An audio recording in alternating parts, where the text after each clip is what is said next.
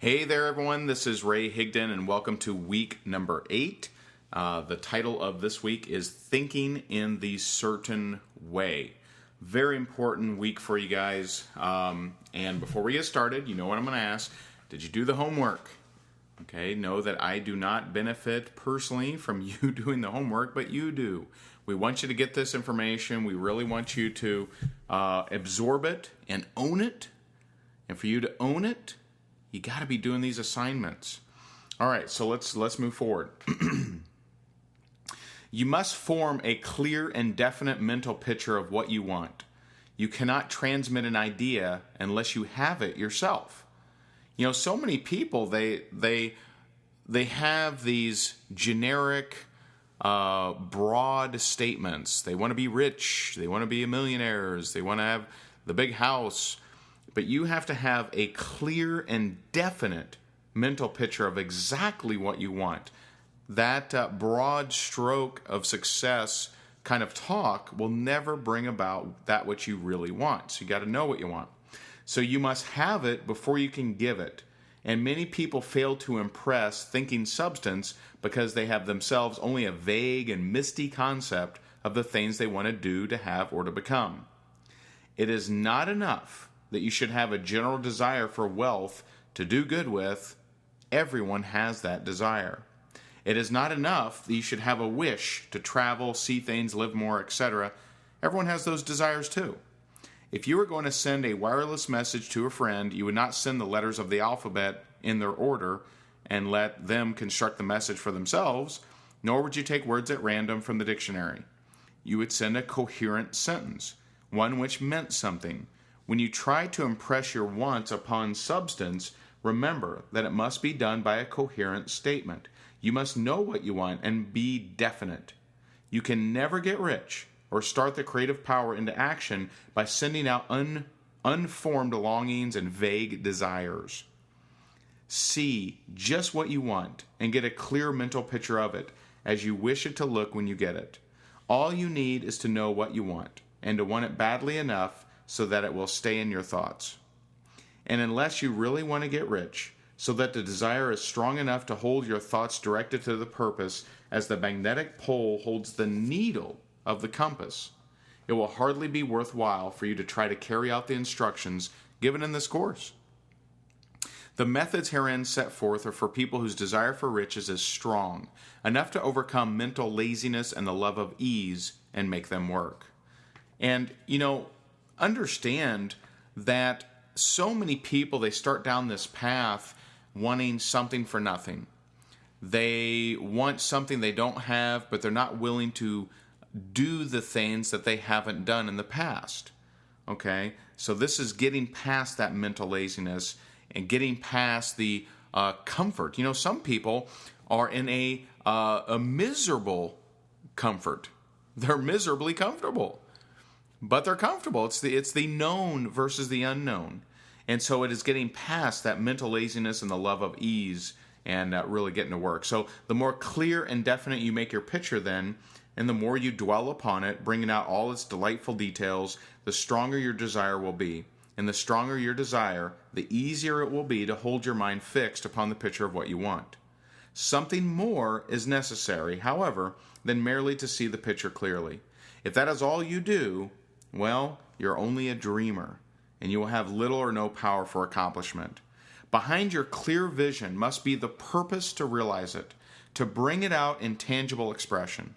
And behind this purpose must be an invisible and unwavering faith that the thing is already yours, that it is at hand, and you have only to take possession of it.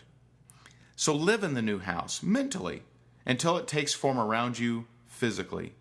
In the mental realm, enter at once into full enjoyment of the things you want.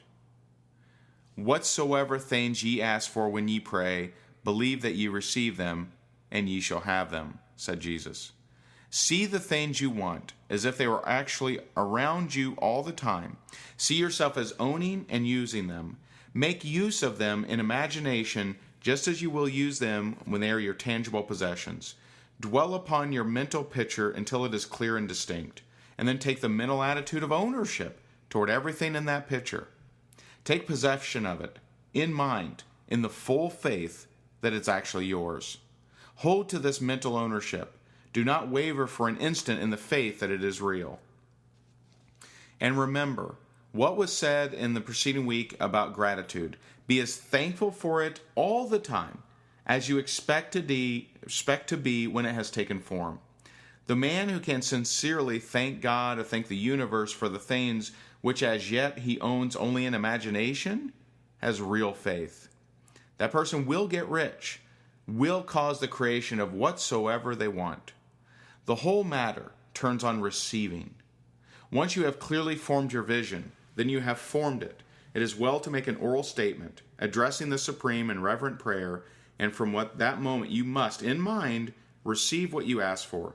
Live in the new house, wear the fine clothes, ride in the automobile, go on the journey, and confidently plan for greater journeys. Think and speak of all the things you have asked for in terms of actual present ownership. Imagine an environment and a financial condition exactly as you want them, and live all the time in that imaginary environment and financial condition. Mind, however, that you do not do this as a mere dreamer and castle builder. Hold to the faith that the imaginary is being realized and to the purpose to realize it. Remember that it is faith and purpose in the use of the imagination which make the difference between the scientist and the dreamer. And having learned this fact, it is here that you must learn the proper use of the will. And so next week we're going to talk about the use of the will, but let me share with you a story that just happened actually a couple days ago, but a story that pertains to this week.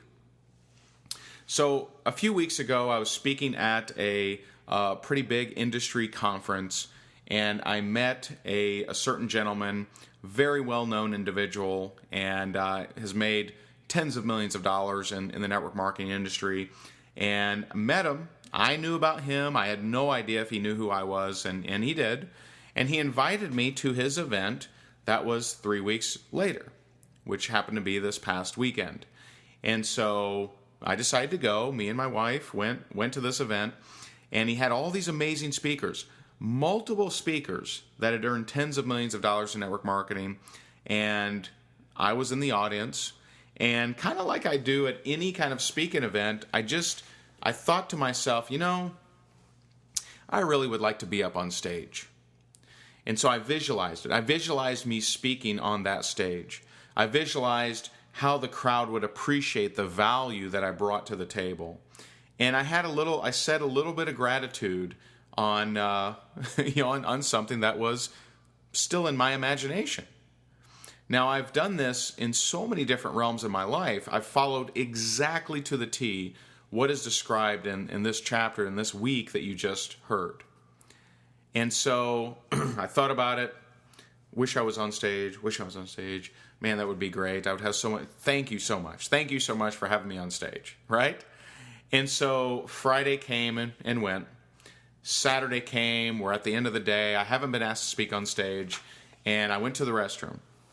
I come back, and two of the one gentleman that invited me and another gentleman, they were asking me about online marketing, and I started talking, and of course the gentleman running the event said, "You know what? I might have you speak tomorrow." And I said, "Well, I'd be happy to." And he said, "Perfect." And so lo and behold, on day 3, the last day of the event, he had me go up on stage, speak. And two of the other speakers said I did a fantastic job. So that is a way that I used thinking in a certain way to accomplish in a very quick manner. And so here's your assignment. I want you to use the resources, use the information in this week, and I want you to visualize one big thing that you want to accomplish in the next 90 days of hearing this. It might be, get that promotion, right? It might be increase a rank in your company. It might be to get on the leaderboard of your company. It might be to win a trip. It might be, whatever you want to accomplish. But I want you to feel that you've already accomplished it, that you already own it. I want you to have gratitude that you have it.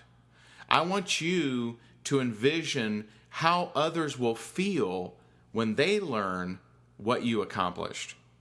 I want you to think about, what will the people around you feel? What will they act? How will they act when you accomplish that thing that you really want to accomplish? And so write that down in detail of exactly what you want to accomplish within the next 90 days, how you'll feel, and then have gratitude for having accomplished it. Own it. Have faith that you have it, not that you will have it, that you have it right now. And write that all down in your journal. And so I hope that you take this assignment seriously. We will see you next week. Bye-bye.